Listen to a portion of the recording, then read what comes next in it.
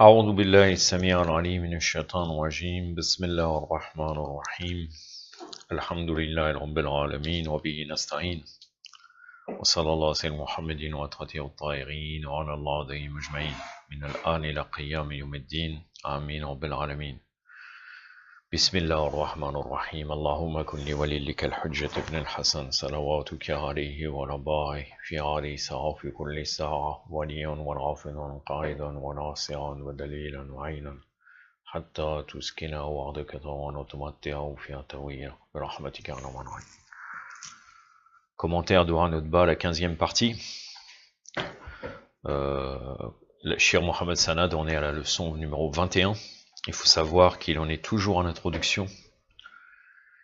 Et parfois, vous pouvez vous dire que ce que je dis, des fois, est en dehors du sujet, puisqu'en fait, Cheikh Mohamed Sanad, des fois, il en profite en même temps que la leçon de commentaire de Hanotba de parler de Ilm al-Hadith. En l'occurrence, dans cette leçon, c'est ce qui va être dit. Mais après, il va largement parler du Dora Notba. Donc parfois, je prends uniquement la partie qui concerne le Dora Notba, et des fois, je mets ce qu'il a dit sur Ilm al-Hadith. Là, en l'occurrence, c'est très très important ce qu'il a développé. Donc je vais vous relater cela. Avant cela, il a fait une parenthèse sur le Dora Notba en disant le Dora Notba n'est pas un Dora pour uniquement demander des besoins. Dans ce Dora, il y a l'entretien intime qu'on avait déjà parlé, la joie, la complainte, les sentiments, la tristesse. Et là, il rentre dans le sujet de Ilm al-Hadith et après il revient dans le sujet de Dora Notba. Les anciens fuqaha dans leur livre de fiqh, et d'une manière encore plus détaillée chez les muhaddissin, comme Or al-Amili, Radallahu alayhi al-Majlisi, Fayd al-Kashani, décrivaient les différents chapitres de fiqh d'une manière très détaillée pour chaque acte. Conformément à certains hadiths qui demandent que nous rentrons dans la religion petit à petit sans se brusquer. C'est-à-dire qu'en fait, c'est tellement détaillé que l'objectif, c'est qu'on avance petit à petit. Chaque acte, il est tellement détaillé, on apprend petit à petit, on avance.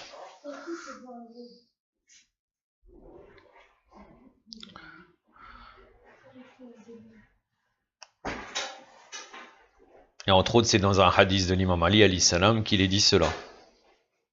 Comme quoi de ne pas se précipiter dans la religion, de rentrer petit à petit.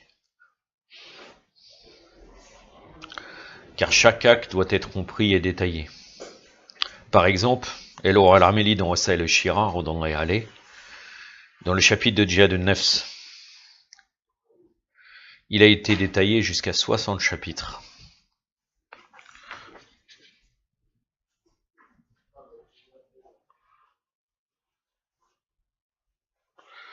Un grand nombre de nos fuqaha aussi, dans leur Risala Armaliya, donc leur épître de jurisprudence, anciens ou même de nos jours, ont déterminé un très grand nombre de grands péchés. Si on se base sur le fait que le grand péché, c'est de délaisser une obligation importante et commettre des interdits. Comme par exemple délaisser la salade, ça fait partie des grands péchés. Il est même dit que les grands péchés sont tellement nombreux qu'on ne peut pas les comptabiliser et sont sans limite. Je vais vous donner un exemple. Dans Taril al-Wasila de Sayyid Khomeini,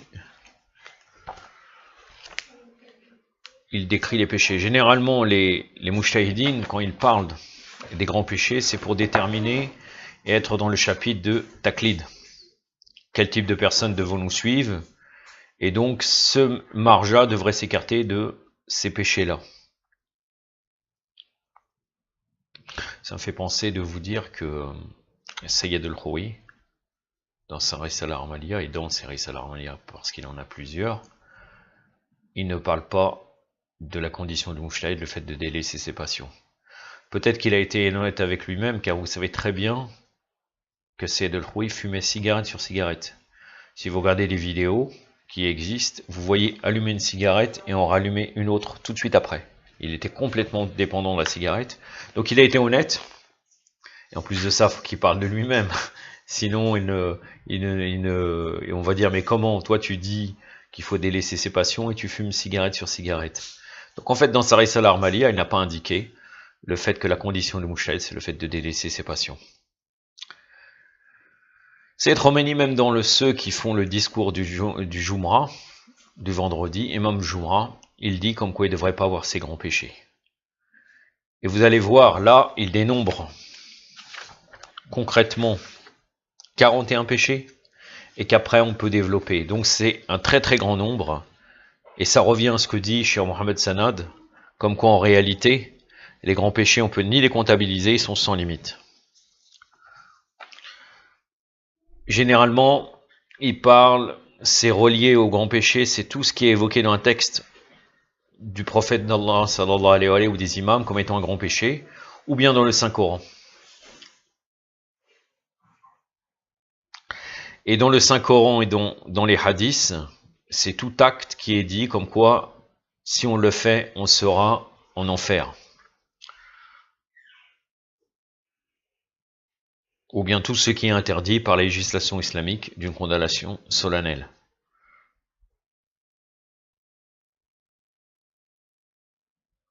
Ou bien que la raison statue comme étant un grand péché. Premièrement, désespérer de la miséricorde divine. Je ne vais pas vous dire premièrement chaque fois, je vous ai dit ça, mais je vais vous citer sans les énumérer. En tout cas, nous arrivons après 41, et après une autre remarque qui développe encore plus le sens des grands péchés et le grand nombre. Désespérer de la miséricorde divine. Se croire à l'abri des ruses divines. Mentir sur Allah, son messager et ses légataires. Tuer toute âme que Allah a interdite sauf avec droit. Faillir à ses devoirs envers ses deux parents. Consommer le bien des orphelins injustement. Accuser une femme mariée. Fuir le combat. Couper les liens de parenté. La sorcellerie et la magie. L'adultère. L'homosexualité. Le vol. Le faux serment. Ne pas témoigner dans des situations où il est obligatoire de témoigner. Le faux témoignage. Le faux témoignage, là, c'est en l'occurrence en particulier dans un tribunal. Le juge nous demande de témoigner et on fait un faux serment. Ne pas tenir ses engagements, l'injustice dans le testament, boire de l'alcool, l'usure, consommer des biens illicites, jeux de hasard, manger d'une bête morte non égorgée selon les normes islamiques et boire du sang. Manger de la viande de porc, manger d'un animal égorgé au nom d'un autre car Allah sans nécessité. Lésiner dans la mesure et la pesée, c'est-à-dire que là, on n'est pas honnête dans la pesée, on trafique. Et c'est d'ailleurs la preuve même de ça, c'est que vous avez dans le Coran, Surat al-Mutaffifin, c'est la sourate des fraudeurs qui concerne ceux qui fraudent dans la pesée. Donc c'est clair que c'est un grand péché. Ça révisé après l'Hijra. Ta'arub ba'd al-Hijra. Ça, c'est quelque chose que j'avais déjà parlé. C'est quand quelqu'un, il a immigré, il était dans une terre musulmane, et en fait, il pratiquait l'islam, ou bien semblant d'islam Bakri, par exemple, quelqu'un faisait la prière, il va immigrer, il perd la salat. Donc en fait, il retourne à son état de Jahiliya, c'est pour ça que ça s'appelle se bédouaniser après l'Hijra.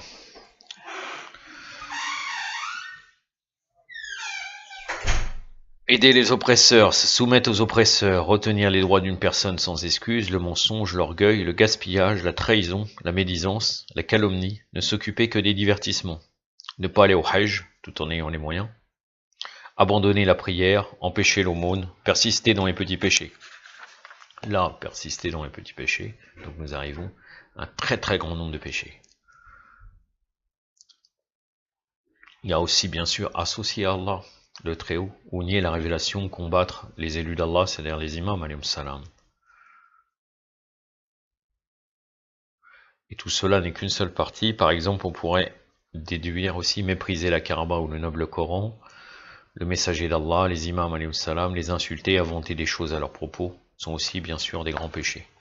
Et nous pouvons aller encore plus loin, mais ce n'est pas le but. Donc je vous ai donné un exemple des grands péchés et du très grand nombre qui peut avoir des grands péchés, comme a dit Cheikh Mohamed Sanad.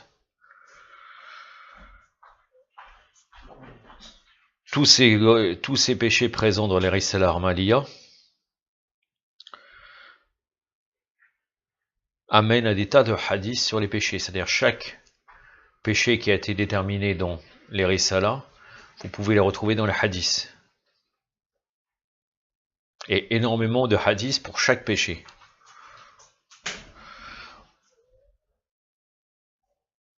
Au début des Risala, le petit chapitre concernant le taqlid, ça reste un sujet de conjecture. Ce n'est pas ça le plus important. Et de doute. Surtout pour ceux qui doivent étudier les arguments concernant le taqlid, ils seraient beaucoup étonnés. Ce n'est pas le propos, ce n'est pas mon propos aujourd'hui. Mais est-ce que les sujets des nécessités de la religion, la croyance, les choses claires de la religion, est-ce qu'il y a le taqlid? Bien sûr que non, il n'y a pas le taqlid. Non, c'est pour cela qu'il faut lire le Coran et les hadiths. C'est une nécessité même pour celui qui n'est pas un religieux, qui n'est pas quelqu'un qui fait tablir, qui n'est pas un khatib par exemple. Pourquoi? Pour clarifier les choses nécessaires à la religion, il est nécessaire de lire les hadiths.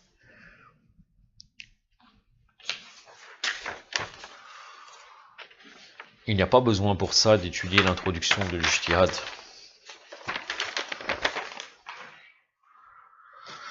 Qawaid al-fiqh, usul al-fiqh, etc., etc. Il y a les hadiths, c'est nécessaire pour tous les musulmans.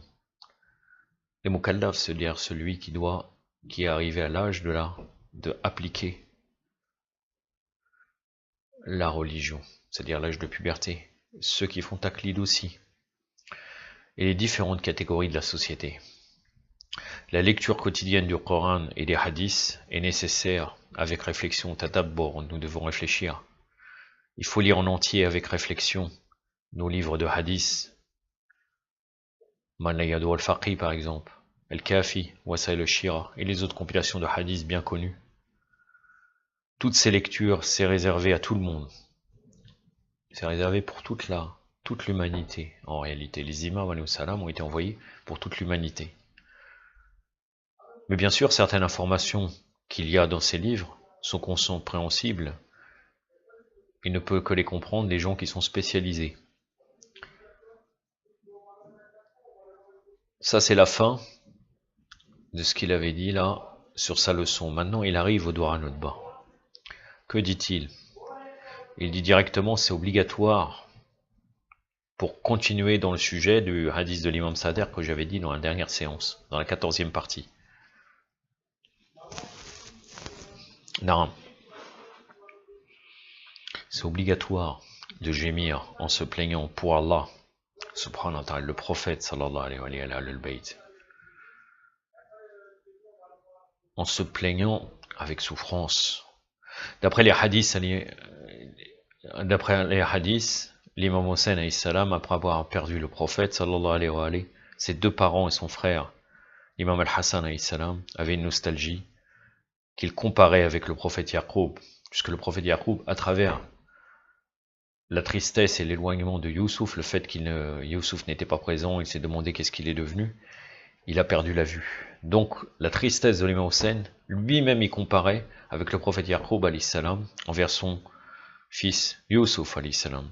En plus de ça, le prophète Yaqub est un prophète, ce n'est pas uniquement un sentiment de sang.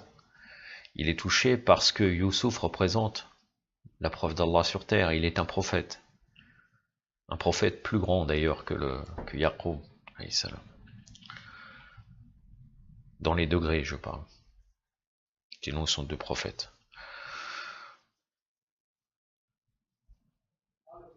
Normalement, on devrait avoir une nostalgie pour l'au-delà. C'est pour ça qu'il est dit Dunya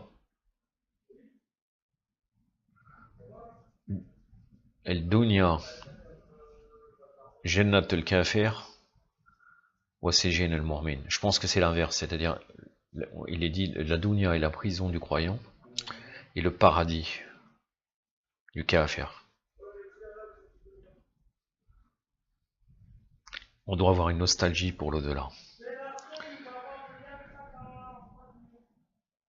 sans bien sûr délaisser la dunya, car la dunya nous permet, avec nos bonnes actions, c'est un endroit, est un champ où on va poser les bonnes graines pour pouvoir les récupérer dans l'akhira. Donc on ne délaisse pas totalement la dunya. Je l'avais dit, si vous vous rappelez bien, pour ceux qui suivent fréquemment mes discours, je vous ai parlé de la dunya, dans ce sens-là en citant les hadiths, dans quelques leçons tirées de Nahj al-Balagha.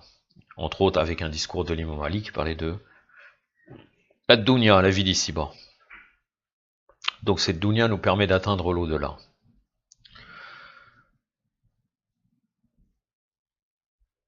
Cette plainte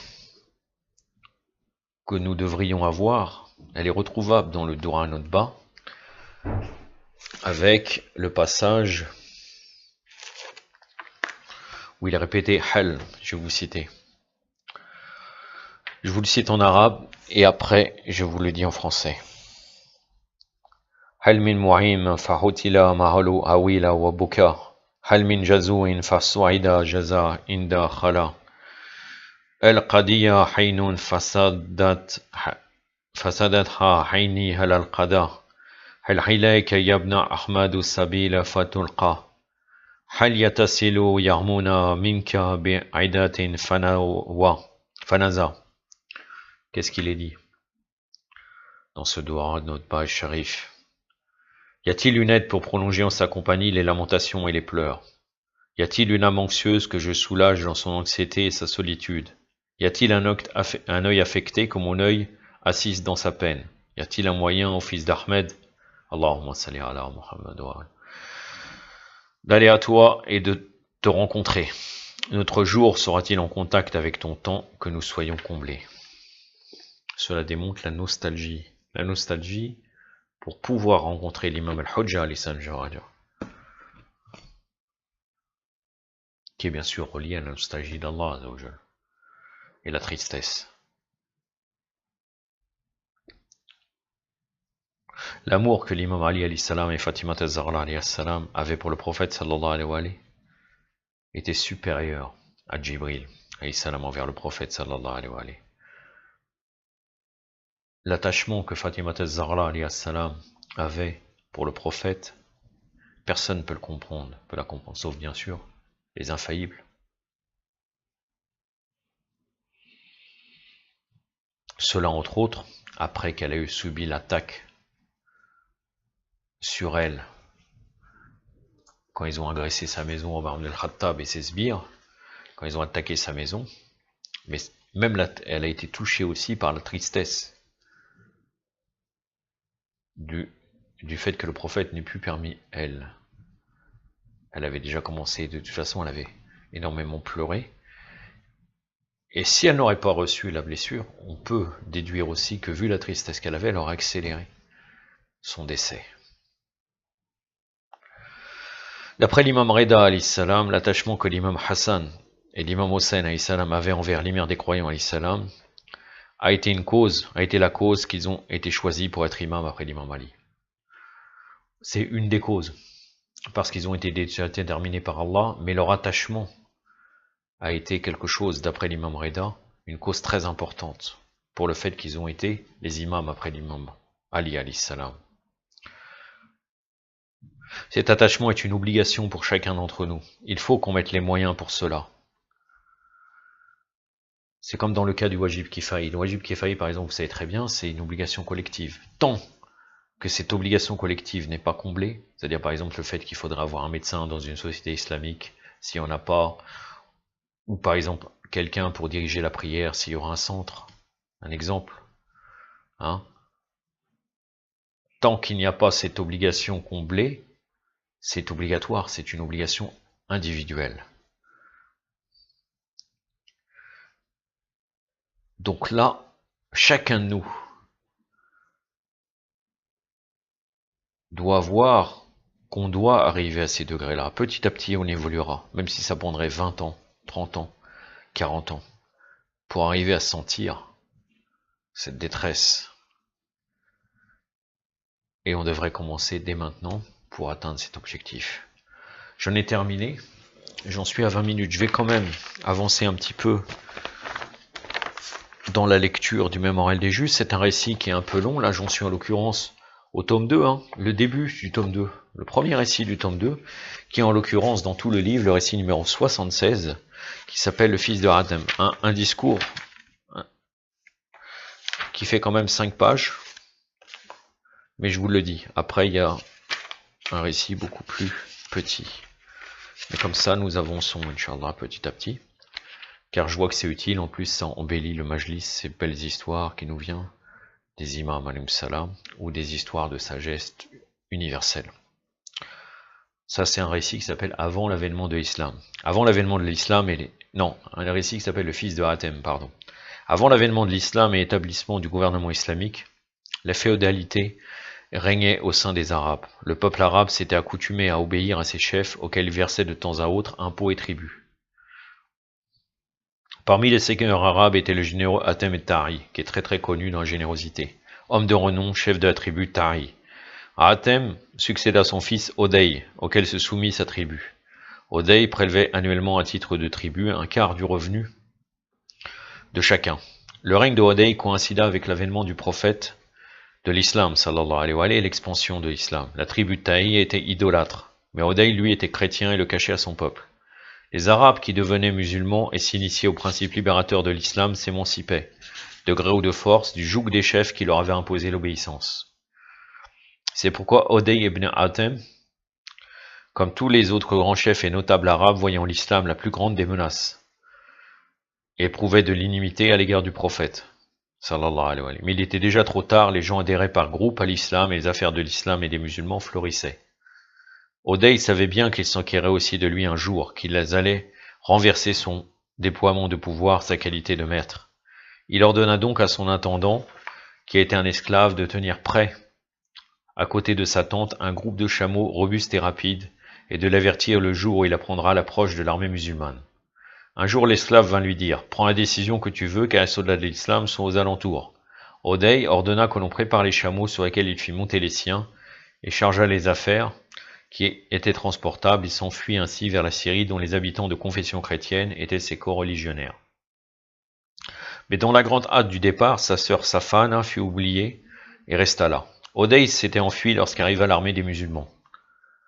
Ils emmenèrent sa sœur Safana à Médine avec les captifs et racontèrent au prophète la fuite d'Odey. Près de la mosquée de Médine était un enclos entouré de murets où furent installés les captifs. Un jour, le prophète sallallahu alayhi wa sallam passait par là pour entrer dans la mosquée. Safana, qui était une femme intelligente et éloquente, se leva et lui dit « J'ai perdu mon père et mon tuteur s'est dérobé. Accorde-moi une faveur et que Dieu te le rende. Que Allah te le rende. » « Qui est ton tuteur ?» demanda le prophète. « Odey ibn Hatem, celui qui a fui devant Allah et son envoyé. » Et sur ces mots, le prophète passa son chemin sans attendre.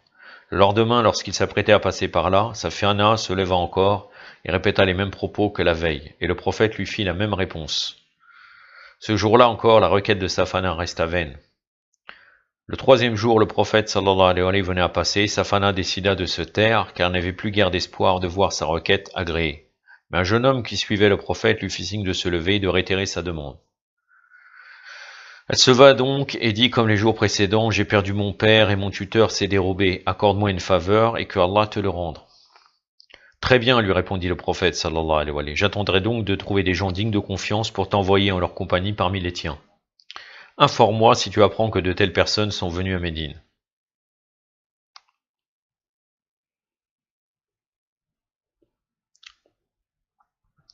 Là, on peut imaginer donc que cet enclos entouré de murets, c'est-à-dire les gens ne cherchent pas à se sauver, de toute façon ils vont aller à quel endroit. Le fait, on peut déduire que c'était vraiment pas une véritable prison où ils étaient dans cet enclos, car ils avaient communiqué avec les gens, puisque le prophète sallallahu alayhi wa sallam leur dit, lui dit, informe-moi si tu apprends que telles personnes sont venues à Médine. Safana demanda à ceux qui se trouvaient là qui était cette personne qui marchait derrière le prophète et qui lui fait signe de se lever et de réitérer sa demande. C'est Ali ibn Abi Taleb, lui répondit-on. Après quelque temps, Safana informa le prophète de l'arrivée à Médine d'un groupe digne de confiance, de membres de sa tribu pour qu'il envoie en sa compagnie. Le prophète sallallahu alayhi wa sallam donna un vêtement neuf, une somme d'argent pour ses dépenses et une monture. Et elle partit avec ce groupe rejoindre son frère en Syrie. Dès que Safana aperçut son frère, elle se répandit en reproches, tu as emmené ta femme et tes enfants, et tu m'as oublié, moi qui te suis, le souvenir de ton père. Oday lui représenta ses excuses. Et comme Safana était une femme sensée, il la consultait au sujet de ses affaires. À ton avis, qui a vu Mohammed sallallahu alayhi wa sallam de près, que convient-il que je fasse?